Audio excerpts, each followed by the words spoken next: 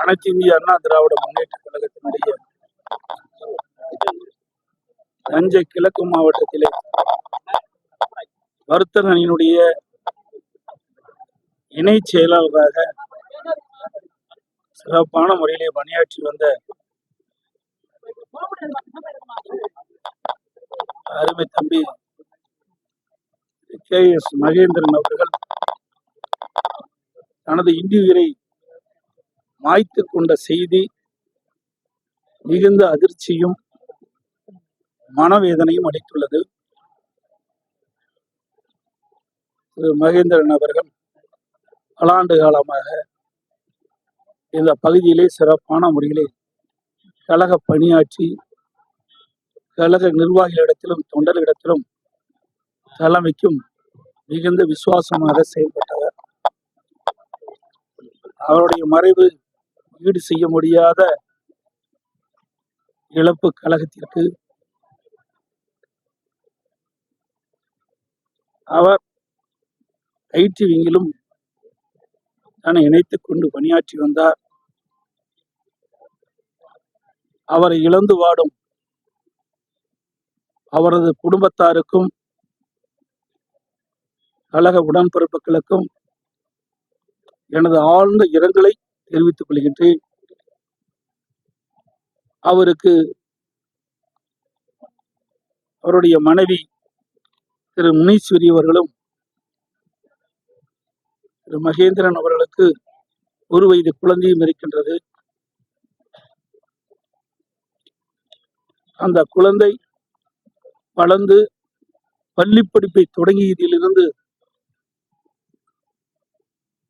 கல்வி கற்று முடிகின்ற வரை ஆகின்ற அனைத்து கல்வி கட்டணத்தையும் அனைத்து இந்திய அண்ணா திராவிட முன்னேற்ற கழக கட்சியே வழங்கும் என்பதையும் இந்த நேரத்திலே தெரிவித்து,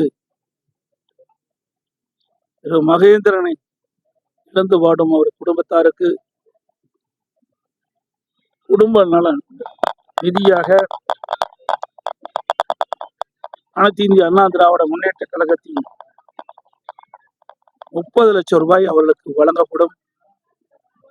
அதோடு தஞ்சை கிழக்கு மாவட்ட கழகத்தின் சார்பாக 25 லட்சம் ரூபாய் வழங்கப்படும் என்பதை தெரிவித்துக் கொள்கின்றேன். கழக நிர்வாகிகளும் தொண்டர்களும் விலைமதிக்க முடியாத உயிர், நீ இப்படிப்பட்ட நிகழ்விலே யாரும் ஈடுபட வேண்டாம் என்று தாழ்மையுடன் கழக உடன்பிறப்புகளை நிர்வாகி தொண்டருடைய பாதம் அணிந்து வணங்கி கேட்டுக்கொள்கிறேன். இதெல்லாம் வேண்டாங்க. ஒரு மிகுந்த மன வேதனையில் இருக்கிறோம், மிகுந்த அதிர்ச்சியில் இருக்கிறோம். இன்றைக்கு அந்த குடும்பம் எல்லாம் இப்படி கதறி அழுகின்றது என்பதை ஒவ்வொரு தொண்டனும் உணர்கின்றார், ஒரு நிர்வாகியும் உணர்கின்றார். இந்த சூழ்நிலையில் வேறு கருத்து என்னால் தற்போது சொல்ல இயலாது என்பதை நேரத்தில் தெரிவித்து, மனவேதனையோடு கடுமையான காயத்தோடு தான் தெரிவித்துக் கொள்கிறேன். ஒவ்வொரு குடும்பத்திற்கும் அவருடைய மகன் தான் செல்வமாக இருந்து கொண்டிருக்கின்றார். அப்படி இருக்கின்ற விசுவாசமிக்க தொண்டன், என்னையே இந்த இயக்கத்துக்கு அர்ப்பணித்துக் கொண்ட தொண்டனை இழந்து இருக்கின்றோம். இனி யாரும் இப்படிப்பட்ட செயலில் ஈடுபட வேண்டாம் என்று கழக நிர்வாகிகளும் தொண்டரில் வேண்டும்.